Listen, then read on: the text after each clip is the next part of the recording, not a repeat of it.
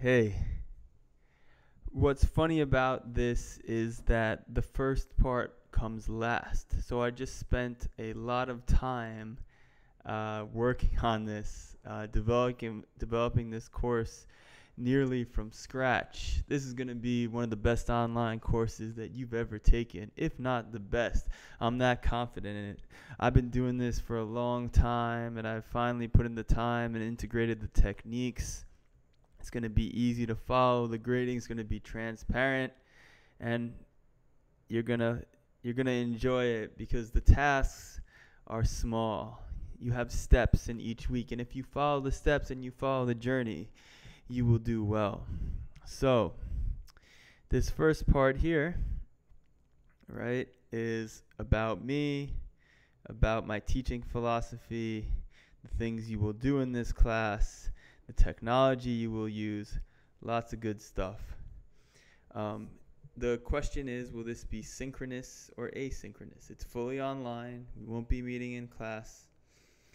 Um, what we're doing is on Tuesdays, we're going to meet via Zoom and Slack. Slack is this way of posting files and images and talking, and we have different kind of chats. So it's a little bit like a discussion board. Maybe you're familiar with that. But it's on this platform called Slack, and what I'll do is on Zoom, I'll share my screen on Slack, or it'll be of me, and we'll simultaneously do that. And we'll have some fun activities on Tuesdays based on what you've done in the previous week.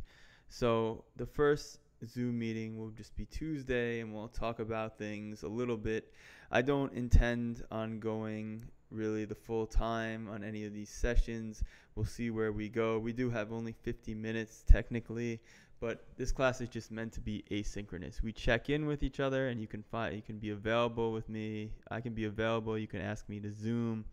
We can do that, but honestly, a lot of this stuff is well described, and you'll just be able to do it. I have tutorial videos. I have lecture videos. You'll be doing mapping applications, right? There's a lot of fun applications, and then you'll be asked to take a lot of times a photo of what you did and write something small about it on this Slack type discussion board. So it's exciting. It's all here. It's fun. I'm excited, and you should be too. Some weeks we'll use Kahoots. Kahoots is like kind of this quiz program, and I'll put that over Zoom as well. I'm not a big fan of having these big Zoom lectures. All the lectures are about 5 minutes. The tutorial videos run a little bit longer, and they'll teach you every skill that you need to succeed on these labs. So this first thing here is where you found this, and you should just go through all these to see what you're in for. And I'm sorry, it's going to be Tuesday the 25th, and that's when we'll meet. Okay, for the first time, we can have questions, and we'll set things up. And then, from the 25th to the 1st, right, you will complete all of these activities. And what activities are those? See how easy it's set up, right?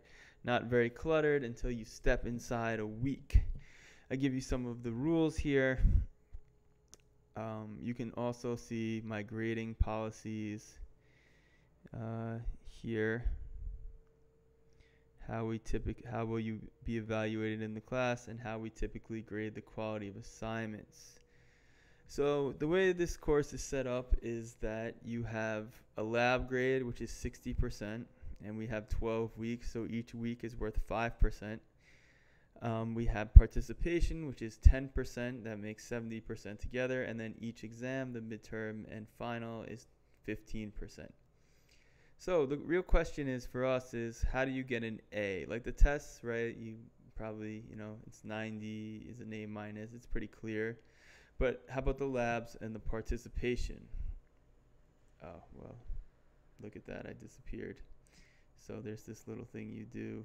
It's called float on top. Okay. So you can so in each week you'll have all these B tasks, right? And you'll have to complete all those tasks, including showing up for the synchronous session, which I'll have automatic attendance of, and then you'll have to do the extra step for the A assignment, right? So I want you, If you want to reach for the brass ring, you definitely can, and you can go for the A, but if you just complete all the tasks reasonably well, you'll get a B. You can read on by here what I mean reasonably well.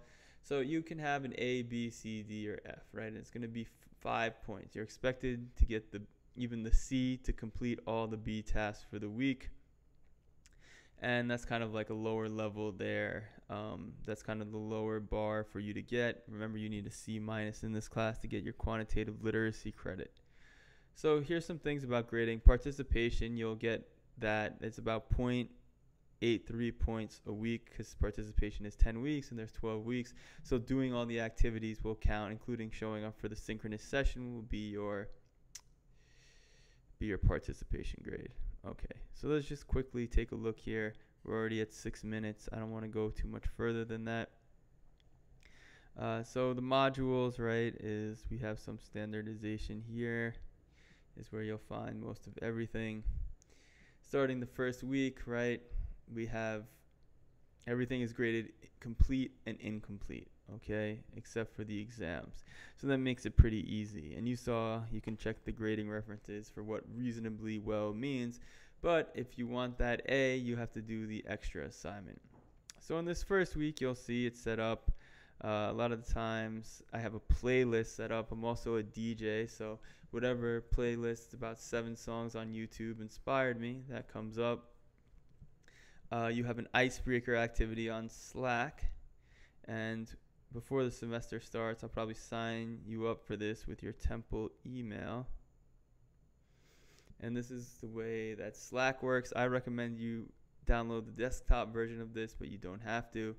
And you see that it's just like a channel here, and I'm going to ask you to post a meme that describes you, a picture of your comfort food, and a formal informal response. Right, and all you'll do is you'll post here. It's easy to post links and pictures and things like that. We'll get the hang of it early. So this is kind of what it's going to look like, and you see that there's a lot of activities here posted throughout the semester. We'll also meet here sometimes, so you don't even have to talk maybe or show up on Zoom in front of anyone. You can express yourself here, which is completely fine with me. It really will depend on the week. I will try to switch it up.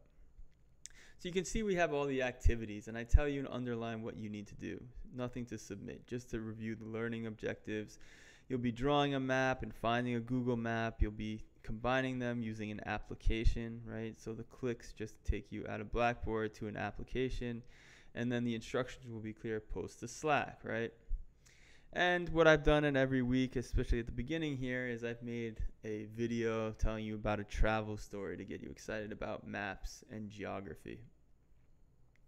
So this is the first week, and then you'll see that basically, and it has the due dates right there. Everything is always due by class. There's no late assignments. If you don't get it in by class, you're done.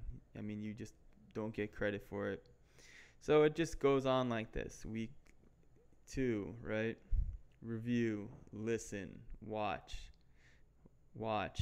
my thoughts, watch, my explanation, read, follow along, post on Slack. And all the links are here, and the order you should do them in as well. Okay, and then the synchronous activity is on that Tuesday, and I talk about it. Like I said, we're going to be using some combination of Zoom, Kahoots, the quiz program, which you don't have to have an account for. I just send you the link, and Slack, and you'll be showing off and talking about the work that you did here. So that's about it for the logistics of it. And when we meet the first, you should watch this before class starts. I'll remind you of that through email. And just we go through it. We have the first week, which is drawing your own map and thinking about what a map is. In week 2, we use Google Street View to look at gentrification. In week 3, we use some fun applications to start thinking about geographic location, but the lab here is based around